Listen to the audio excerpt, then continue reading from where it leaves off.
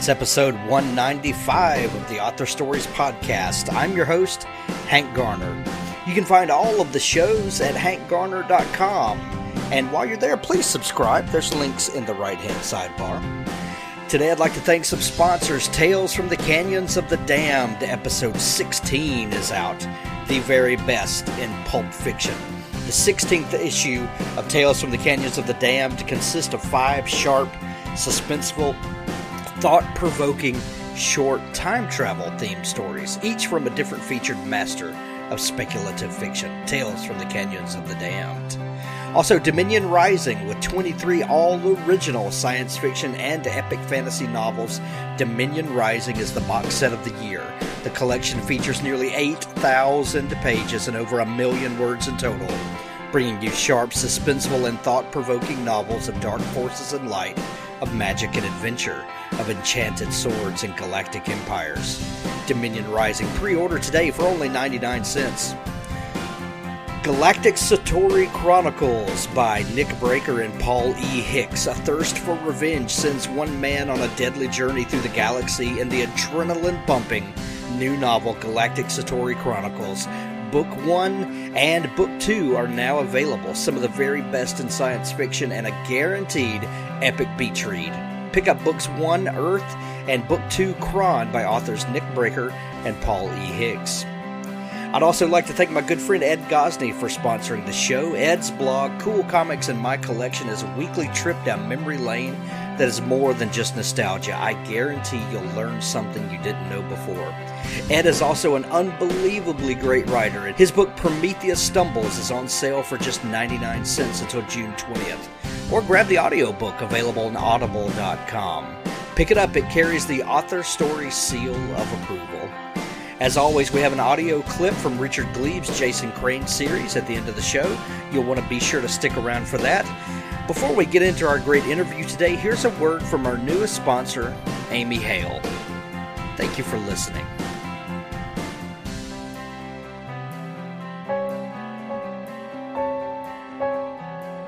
The Shadows Trilogy from Amy Hale. All 3 books are now available on all ebook platforms as well as paperback. Colt Henderson is a man who lives for the moment. His past has taught him that life is unpredictable and often disappointing. A confirmed bachelor, he believes that love only exists in fairy tales. She's lost, scared, and can't remember a thing about her past or her identity. She senses all is not as it should be, but without her memory, how does she know what to fear and what to trust? Because of her status as a Jane Doe, she names herself Jane and works to put her life back together. In the process, she learns that she possesses unique abilities that certain people will kill for. Fate throws Colt and Jane together, but they both have a lot to learn about forgiveness and acceptance. Colt's determination and Jane's remarkable gifts will send them on a journey that they never expected. To survive, they will need each other, but sometimes facts are scarier than fiction, and the truth is better left unknown. The Shadows Trilogy by Amy Hale. Pick up the entire trilogy today. Well, thanks for joining me again for the Author Stories podcast, where I bring you the story behind the stories and the storytellers. Today, I'm really excited to have Adam Mitzner on the show today. Adam's new novel is called Dead Certain, and it is fantastic. It is weighing heavily on the Amazon most read charts right now, and also on the most bought charts. So welcome to the show, Adam. Thanks, Hank. Glad to be here. I begin each show with the same question, and that question is, what is your first memory of wanting to be a writer or a storyteller? That's a funny question for me, because I started writing about 10 years ago when I was approaching 40. And when I first published, I got emails from all sorts of people who knew me in elementary school and high school and college who said, I always knew that you wanted to be a writer. And it was just not something that I remembered thinking, oh, yeah, that's something that I wanted to do. So I guess the answer is not that long ago and my whole life. I love it. What do you think other people saw in you that you didn't see in yourself? Well, I always loved writing. And so, I was one of those people who in school always favored doing papers over taking tests. And I was always a little bit of a storyteller. And so I would tell stories. But the actual first thing that I remember writing that was creative was when my children were born, writing stories for them. Oh, you know something? Now that I'm saying it, I have to take that back because I remember writing stories for my wife before that. So I guess I did have that kind of making up stories kind of thing, but not in I'm going to write a book, a fiction. That didn't come to me until later. You know, I altered that question slightly. I used to say, what's your first memory of wanting to be a writer? And then Craig Johnson, the author of Longmire, kind of corrected me and he said, you know, there's a great tradition of storytelling that sometimes doesn't have anything to do with writing and publishing. And we talked about the great cowboy tradition, you know, of telling, stories around the campfire and that sort of thing. And since he kind of woke me up to that a little bit, I have realized that there really is a certain gene that people tend to have where we like to spin a yarn, and sometimes that you know evolves into writing and publishing. Sometimes it doesn't, but obviously that's something that you have. Well, thanks. Yeah, I think anybody with children will say when they're little, at least, their children will say to them, "Tell me a story about." You know, a cat that wears glasses or something like that. And so I always took that as a challenge with my kids because they would always be asking me to tell them stories, and it always had to be a topic that they liked. And if the story took a turn, they would say, no, that's not what happens at all. Maybe the cat, you know, goes fishing or something like that. And so that, I think, honed my storytelling skills quite a bit. Oh, kids are the best because they'll, you know, when you think you're up against a wall, they'll introduce something, and just plot twist you in a hurry. Right. So you said you didn't really catch the writing bug until about 10 years ago. What have you been doing for a career all this time? Well, I'm a practicing lawyer, so I've been doing that for close to 30 years. And so it was something that I remember thinking that I would at some point try to sit down and write a novel. And though my law school roommate denies this, I have a very vivid recollection of the two of us reading The Firm, the John Grisham book, when we were in law school. And we both loved it, but I remember saying to him, oh, I could write something like this.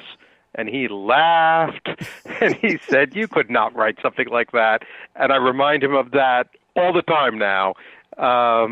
And ironically, my friend, Clint Broden, is a character in Dead Certain. So it's come full circle to that. Oh, nice. So The Firm, that's been an introductory book for a lot of people into the genre and, into, kind of the idea that this is something that you could actually do. That really was a breakthrough book for a lot of people. Yeah, and for me, it was particularly powerful because if you remember the plot of The Firm, it's about a young, idealistic law student who joins this powerful firm. And the whole first maybe 20, 30 pages, at least to my recollection, is about the interview process and how ridiculous it is that the firms are lavishing this kind of attention on somebody who's 23 years old. And at the time, that was exactly my life experience. I was in law school and being flown to New York to go on interviews with these law firms, and you know they were offering me more money than I ever thought that I'd make, and just the whole thing was so surreal. And so in that regard, I thought, yeah, this is you know exactly my life. The stories I was telling my friends and they were telling me about their interview experience is what he had captured in The Firm. And then also around that 30-page mark is where you start getting a glimpse into the nefarious workings of that law firm, and they start talking about killing policemen and things like that. So I hope that wasn't your experience as well. That was not my experience, gladly. I had a very good experience with my first law firm, but there was certainly a lot of just rich material for fiction in that firm, and I do get emails from former colleagues from that firm who will say, I kind of remember that guy's office that from one of your books. And I'll say, yeah, that was that was taken from that guy's office. That's great. Reading a book that was so influential at such a an influential part of your life, a period in your life, did you after reading that book and it resonating so closely with you, did you find yourself noticing details that, maybe one day I'll use this in a book? Like, did it heighten your awareness to the fact that this could be done and maybe I should be paying attention? I don't think so, on a conscious level at least. I don't remember kind of taking notes or thinking this is going to be something that'll make excellent fiction. But I do remember, and I think this has been even before I wanted to be a writer, thinking about relationships between people in a way that was kind of literary, if you will. And so being mindful of the fact that, when I joined a law firm at one point, there was the patriarch of the firm, and I could see that there was a little bit of jockeying for who was going to be that person's successor, and realizing at the time, well, this is kind of like the movies or like a good book where, these people are kind of like surrogate sons to the old man, and recognizing that there was something kind of big in the human interactions that were going on around me. And then on top of which, one of the things about being a lawyer that's so rich for material is that it truly is a very, very high-stakes world. And it isn't hard to make the connection between the case that you're working on and the book that you might be reading or the movie that you might be watching. And I've always found, for me, the stuff that's really rich in material isn't the crime so much, because at least in my practice, I don't deal with serial killers or that kind of thing, but the personalities involved. Like, what makes people cross over the line to criminal activity? What things do they tell themselves to justify that kind of reaction? And how do the people in their lives respond to it? And to me, that's really the fascinating part of it.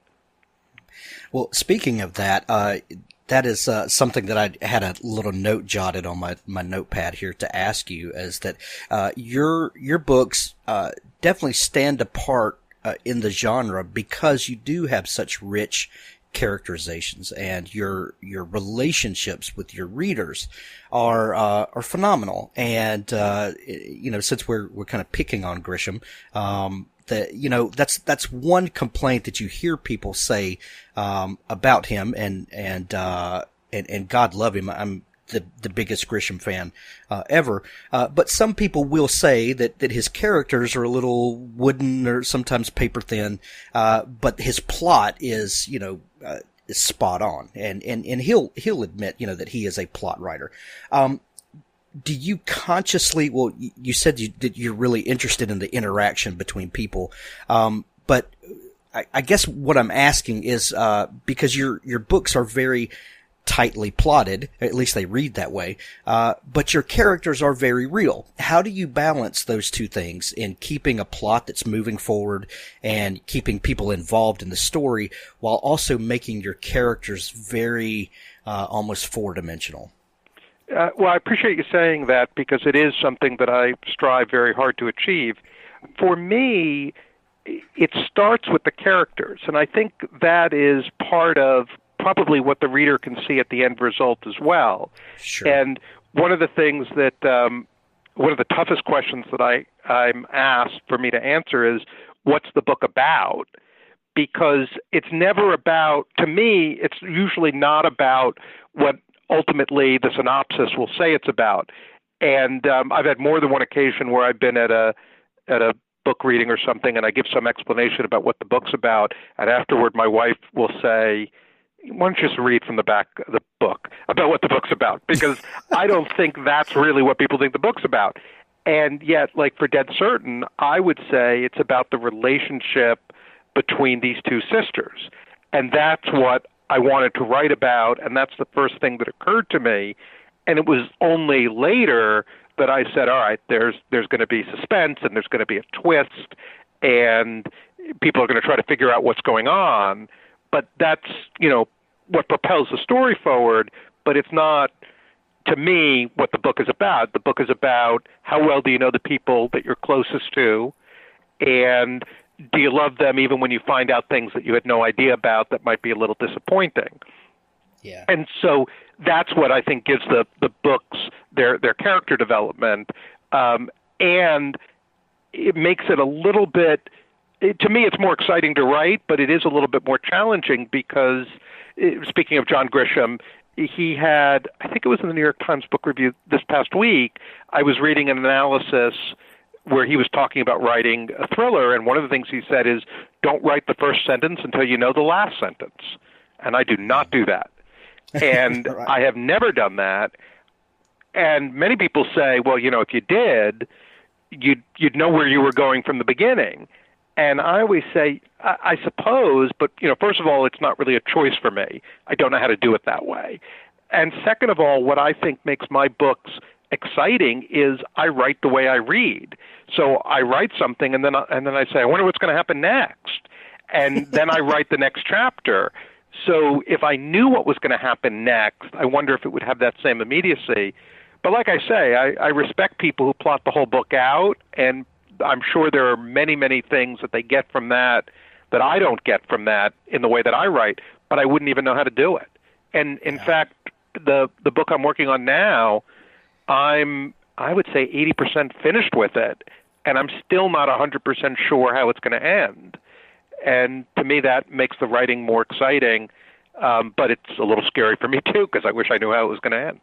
Well, sure. But there's something about the immediacy of writing that sentence, and it's evocative. And like you said, oh man, I wonder what's going to happen now. That's I love that about writing. There's it's something magical about that unknown thing that's about to happen. And it also can, as a writer, it can really give you insights into things that I just can't believe that I would have written Dead Certain the same way, or any of my books for that matter, if I had plotted it out at the beginning. And I remember, the moment when I thought about the first big reveal. And I've gotten quite a few emails from folks who have said, when I read that, I gasped out loud. And thinking, so did I when I first thought of it, in that way that, I get that. And if I had started with the premise of, I'm going to write a book that's going to have this reveal in it, I don't know if it would have felt the same way. Yeah. I'm currently working on a book that is a bit of a hybrid because there are some real life circumstances that happened in the part of the country where I live about 30, 40 years ago. And some of the events in this book are loosely inspired by some of that. And I got these ideas that I've been kind of stewing on for a while. And so I started writing down a series of events. And that works as a kind of a loose roadmap. But the interesting thing is, even though you have the series of events that happen, when you put characters that you've kind of lived with in your head for a while, and they've developed personality, and they've developed interpersonal conflicts with one another, and then you drop them into those circumstances, you'd be surprised at how they behave sometimes. So even the best laid plans of mice and men, the best laid roadmaps for them, sometimes the characters detour and go different ways. Yeah, I think that's exactly right, and they're better for it, I think. Yeah. And so you got to let them do what they want to do. And again, people will ask me if I'm happy with a book, and I often say I'm happiest with a book if at the end of it lives up to what I had hoped at the beginning. Not necessarily that it had the same plot, but that when I had this idea, was I able to actually achieve it? And that's what gives me, that's my measure of, this is what I wanted to achieve. And so, for example, with Dead Certain, I felt like at the end I said, this is exactly the kind of feel that I wanted and the story that I wanted to tell, even though the plot isn't the same as when I first conceived of it. Well, speaking of plots, so when you have an idea for a book, you've said that you're more of a discovery writer. You're discovering the story as you write it. But how does the kernel of the story come to you? Do you get characters first? Do you have a situation and then you drop characters into it? Like how does that beginning, the genesis of the story, work with you? So it may be different, I think, for each book, but with Dead Certain, there were a couple of themes that I wanted to explore. It's my fifth book, and I wanted to do something kind of ambitious in scope. And so that was one of the things that I said, I want to write something that is a little bit of a departure for me, and something that is a challenge. And so that was a thought that I had, although I didn't quite know how to do it. The ultimate kind of spark was, as any kind of writer I think can appreciate, people often ask me what in my books are quote-unquote real and what are myth fiction. And I always say it's all fiction. And yet, depending on how well people know me, they'll say, well, not all of it. And I thought, well, that's sort of a great conceit for a book, because you have if people are looking for pieces of your real life in your fiction, that's kind of a quintessential unreliable narrator. But it's not because the narrator themselves is unreliable necessarily, but because they're being deliberately changing their lives.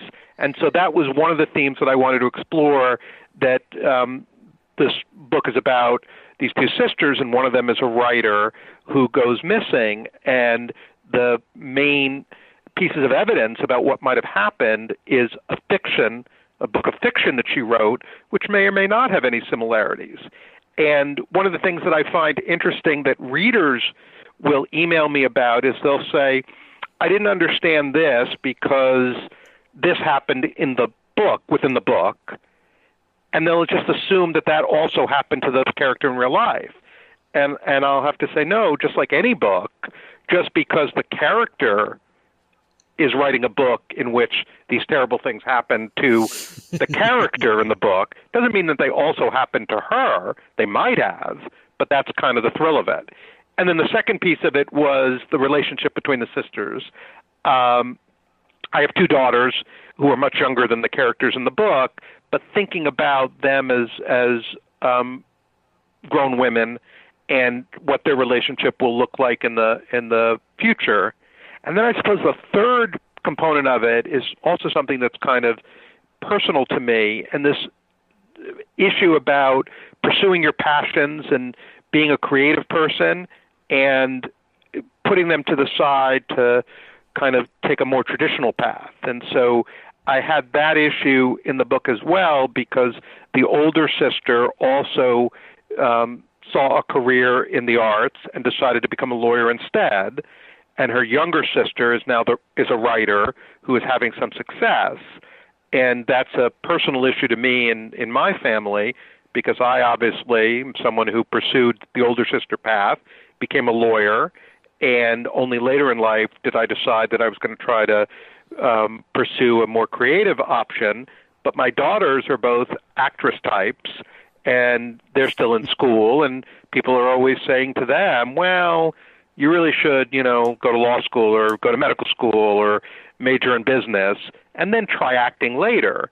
And I think it's a very interesting decision about how you live your life. And so that's also one of the themes of Dead Certain. And so those were the things that I thought of in the first 20, 30 pages. Not what's the crime and how is it going to get resolved. But, soon enough you have to say, okay, what's going to happen here? And I find a lot in my writing that when I sit down at the computer, the first 20 or 30 pages do not become the first 20 or 30 pages of the finished product, because there's a lot of character discussion. And I know that to move the story along, I want to put more tension up front. But like I said, I think one of the reasons why the characters are so rich is I'm thinking about the characters for a long period of time, and then I put that in throughout the book. And that novel within a novel is a really great device. It like you alluded to, it really allows you to explore the author of the book in the book, in how she decides to reveal herself and or how she decides to hide herself within her writing. And I think it really speaks a lot to how we reveal ourselves or try to say things that we believe, but through someone else's voice. I love the way you handled that.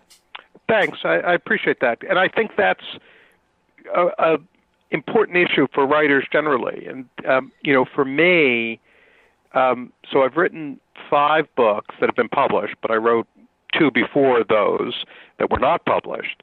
And I always think that one of the real turning points in my career as a writer is in my first book, A Conflict of Interest. When I started writing it, I had the main character be a woman. And my daughter at the time, who probably was like 12, and I was telling her the plot, and she said, I don't understand why it's woman. It's you, right? And I said, no, it's not me. It's a book of fiction. And she said, yeah, but even if it's fiction, it should kind of still be true. And I remember thinking, yeah, that's right. And my first protagonist was named Alex Miller. And my name is Adam Mitzner. And I remember at the time saying, yeah, people are going to definitely now think, if they didn't already, they're definitely now going to think that it's me. And it was sort of liberating in that moment. And I can still remember the idea of saying, yeah, I'm going to actually do this, and I'm going to let people make whatever conclusions they want about me and the character.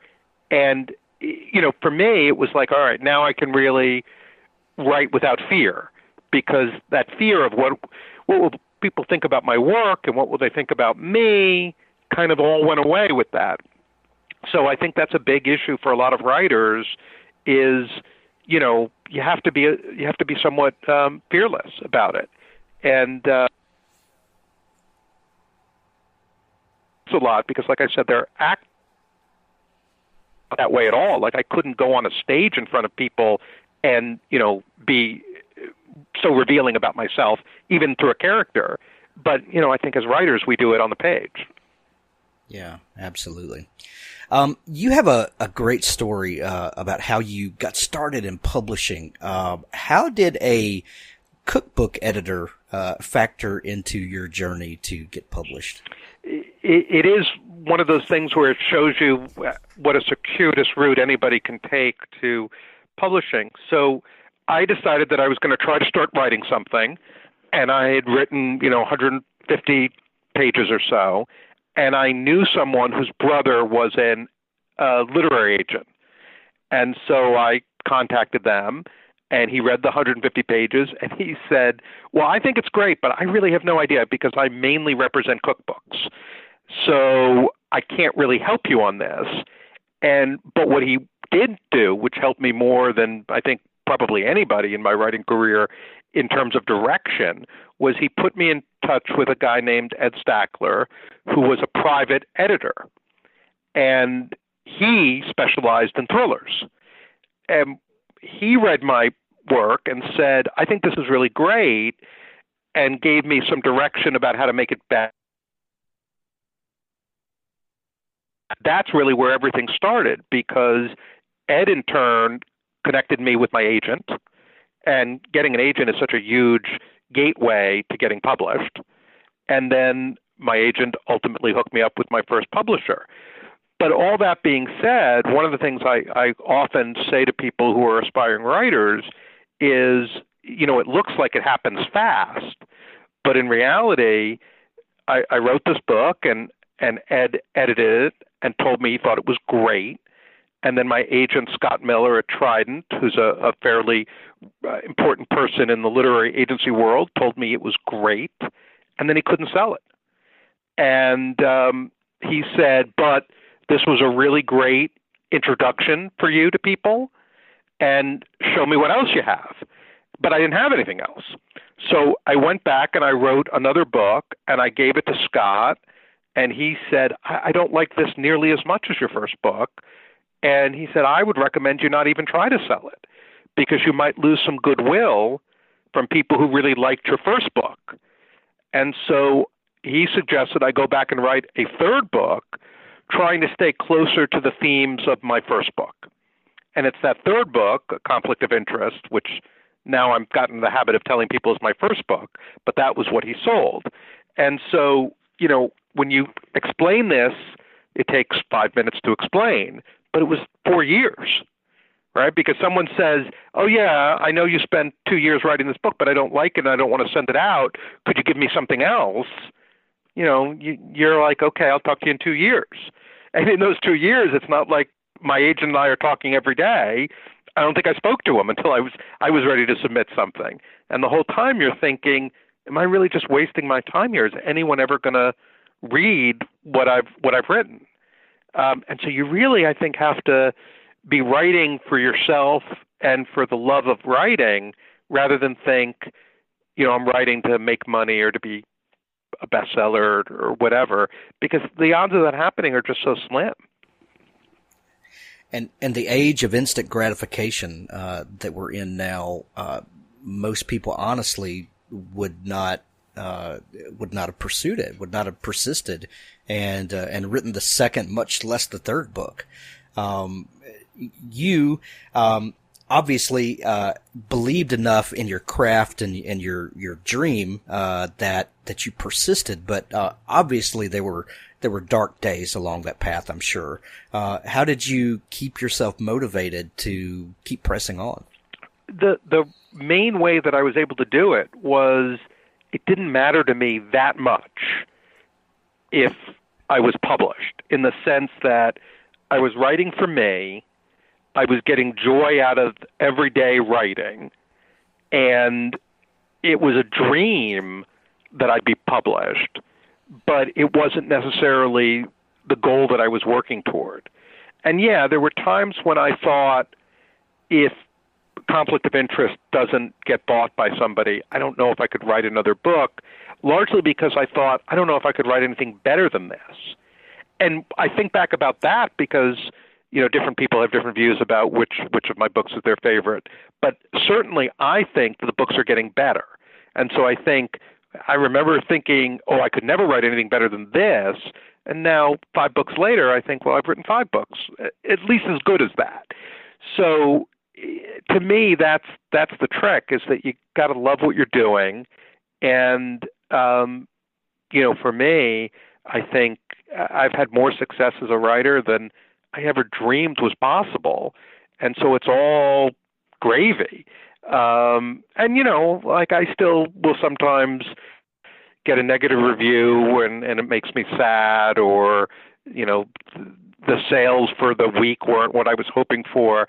But I'm really quick to remind myself that I just never thought I'd be in this position. And so it's all just quite the blessing. And it's something I try to impart to my kids as well, because, if they're going to pursue a career that's in a creative field, you can't go into it saying, well, if I'm not going to be a movie star, it's all a waste of my time, because you got to love doing it.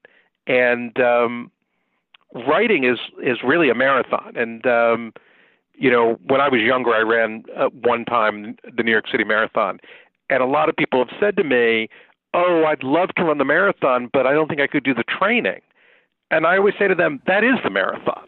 Exactly. Showing up on race day and then walking half the race, that's fine too, to have that experience, but that's not running a marathon. Running the marathon is the year of training, and it's not your time at the end of the race. It's saying, I committed to this, and then I did it, and I did it. And so, I never tell people, well, this was my time or this was my place in the race, because that wasn't the point at all.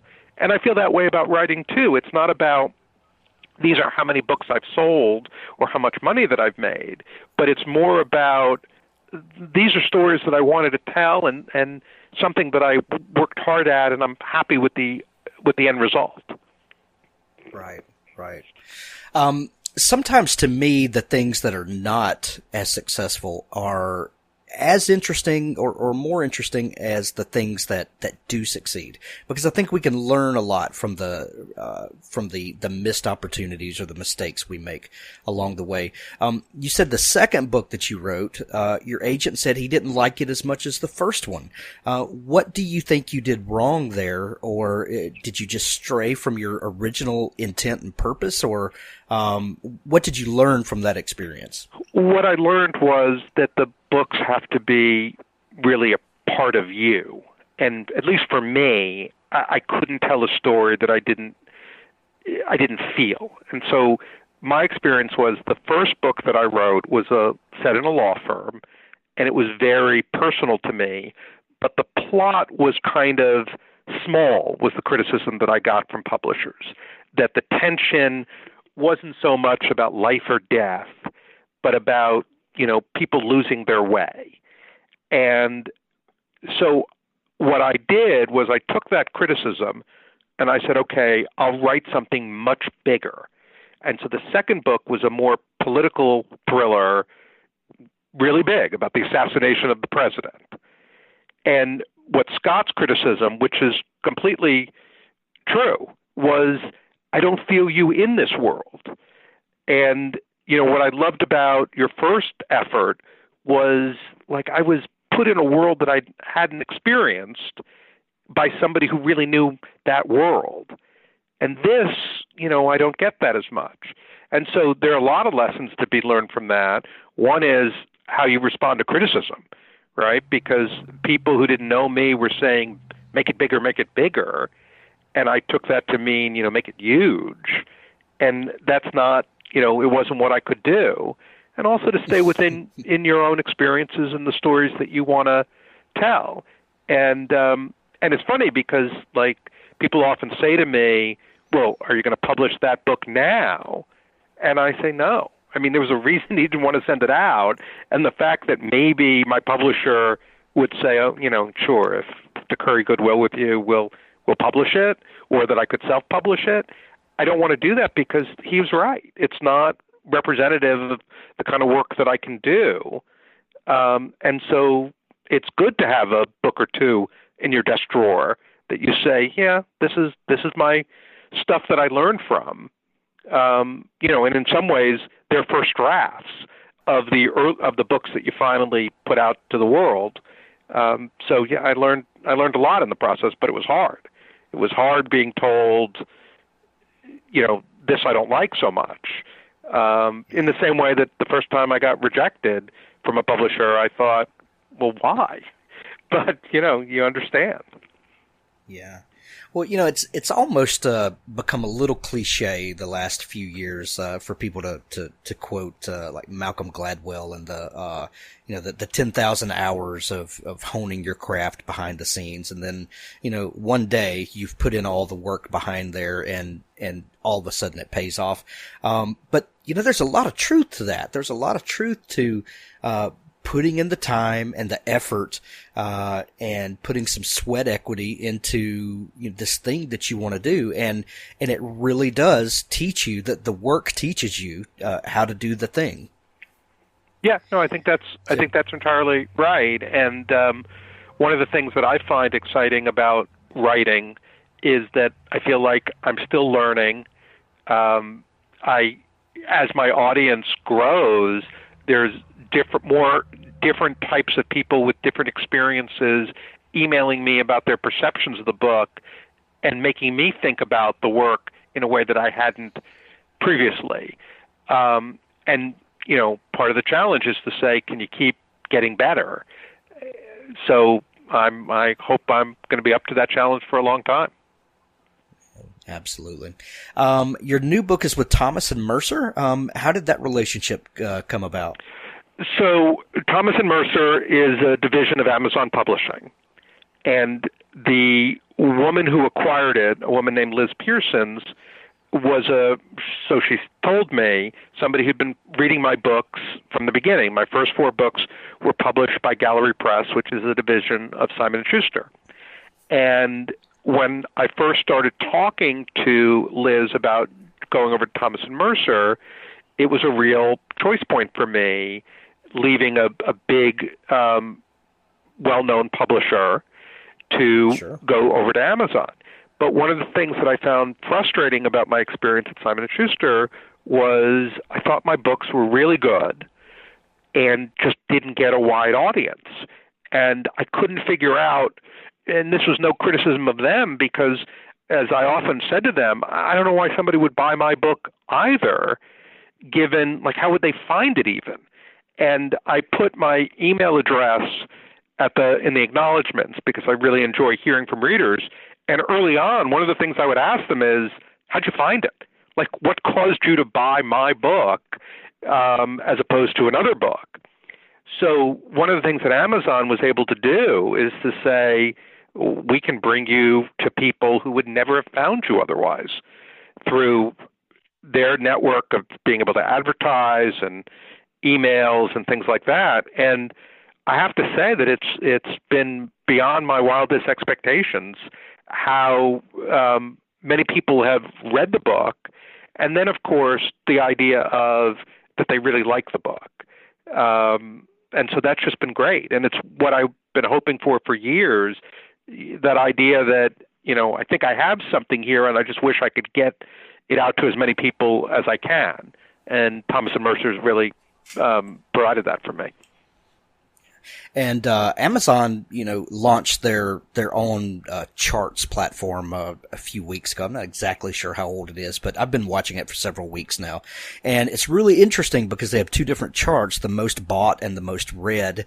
And, through Kindles and the Kindle apps on all the different platforms, it's really interesting to see that not only, and I'm assuming for the author like you, to see that not only are people buying your book, but they're actually reading the book, because it's one thing if you're, and I'm not saying that anyone would ever do this, but if a company buys up, several, 100,000 copies of a book to push it to the New York Times or something, and then those sit in a warehouse, as opposed to, people not only bought my book, but they're reading it. And the whole reason we wrote the stinking book is to put it in people's hands and eyeballs, because we want people to read our words. So congratulations on that. And I can only assume that that's a phenomenal feeling. Yeah. One of my friends said to me, I don't understand why your most read ranking is higher than your most bought. And I said, but that's kind of a compliment, because it means that, more people are reading me than other people that they might have bought but decided they couldn't get through it, or they haven't decided to read it yet. And I suspect that in the future, you're going to see lists about most pages read, which I think will be also a true compliment, because I believe that with a Kindle reader, you can track what page people are on. And so it's one thing to say, well, you're being read, but it's another thing to say that everybody's finishing your book, or that you have some percentage of finishers, which, also, I read a lot of books that I don't finish. Sure. And so the idea that people say, I read your book, or I read it in a weekend or in a day, and I couldn't put it down, that's something that is tremendously gratifying as well. Yeah. Adam, my chat with you has been very motivational to me. You're a great champion of what we do. If there are some people out there listening that also have kind of had a fire stoked in them to pursue their dream, like you did, what piece of advice would you give them? I don't really like I think that when people write, they're writers. They may not be published yet, or whatever, but, there's a thing inside of us that wants to tell stories. If there's a person out there that realizes that's them, but they haven't made it to the level you have yet, what piece of advice would you give them? To keep writing, and to recognize that, the line between being published and not being published is very, very thin. It seems like it's not. It seems like it's a wall. But it really isn't. And particularly now with self-publishing abilities, the point of it to me has always been twofold. One is the personal side of it, you committing to it, you telling the story that you want to tell. And then the second part is having other people be able to share what you've done and either have enjoyment from just the escapism or, something in your book that resonates with them. And one of the great things now is that's achievable by almost anybody. You write, and then you can self-publish if you can't find a publisher. But I often say to people, I remember with the first couple of books, the unpublished ones, how I felt asking people to read it and what an imposition it was on them. And now people, my friends will email me, can I see it in draft? Can I read the first copy? And it's not like the books are any different, right?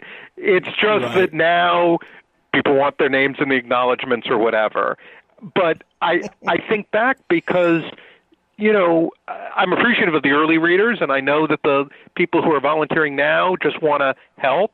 But so if you're sitting alone in your room just typing this stuff up and saying, well, I don't know if anybody's ever going to read it, my answer to that is I don't know if it matters that much. And someone will read it because you can self-publish if you don't find a traditional publisher.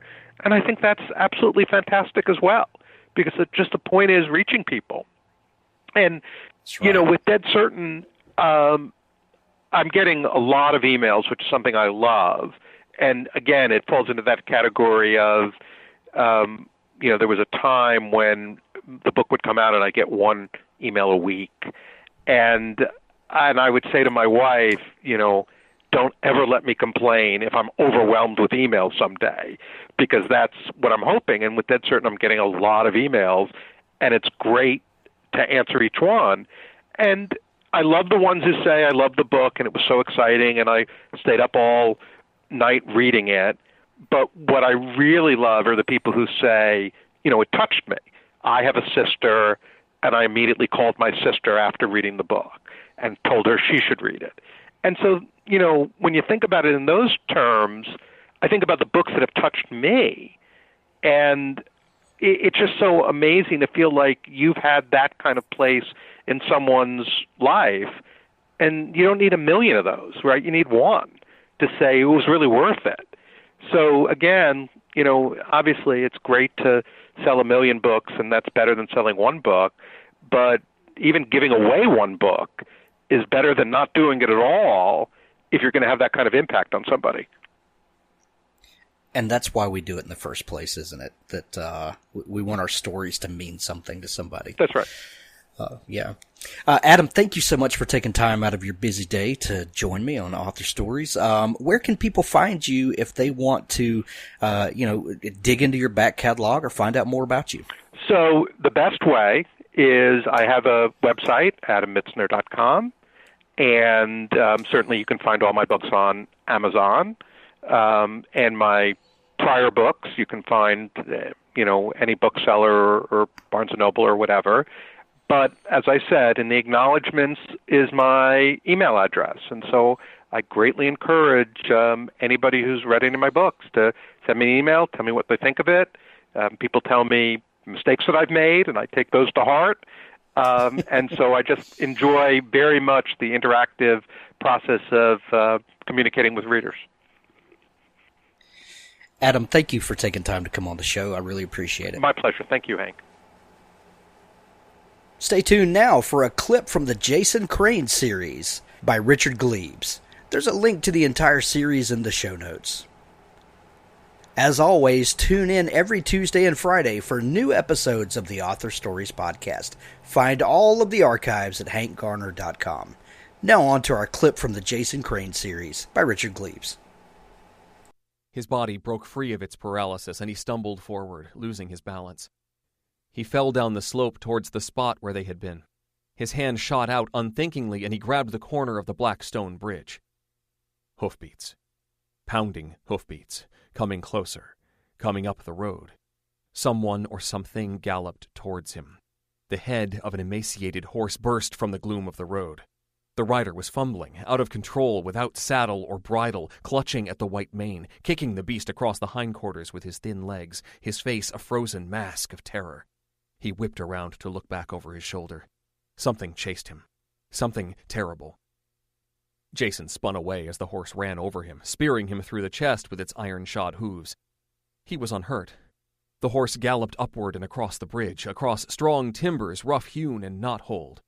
The rider wheeled the horse about, looking back from the far shore. He was wheezing. A sloppy white ruffle bobbed under his chin. His face was hopeful now. A familiar face, much like the one Jason saw every morning in the mirror. Something thundered up behind Jason, not with a clatter of hoofbeats, but with the teeth-rattling thunder of stone on stone. Ichabod, yes, of course, the man was Ichabod, wailed, and the sound of his terror echoed across the valley. The hot breath of a horse burned the back of Jason's neck. He stood frozen, unable to turn his head to see the thing behind him. He didn't want to. This was no ordinary vision. He felt with certainty that the rider behind him, no, the horseman behind him, knew he was there. Ichabod kicked his horse. It reared, brayed, and would have thrown him but for the fistfuls of its mane he clutched. Horse and rider spun in place on the far side of the bridge, disoriented. The horseman behind Jason laughed. A terrible, deep, cracking sound from all directions, like 1,000 axes chopping down the woods. Jason felt searing heat as a ball of flame whipped over his shoulder. A burning jack-o'-lantern arced across the bridge. Its maniacal face spun end over end. It grinned back at Jason for an instant, spun around and crashed into Ichabod's temple, knocking him from his horse and into the dust. The pumpkin careened upwards, exploding against the trees, shooting tendrils of flame up their trunks, igniting branches and showering the world with sparks and flaming leaves. Jason recoiled, fell to his knees, and threw his arms over his face. His lungs and heart pumped wildly. They slowed. He brought his arms down. The bridge was broken again.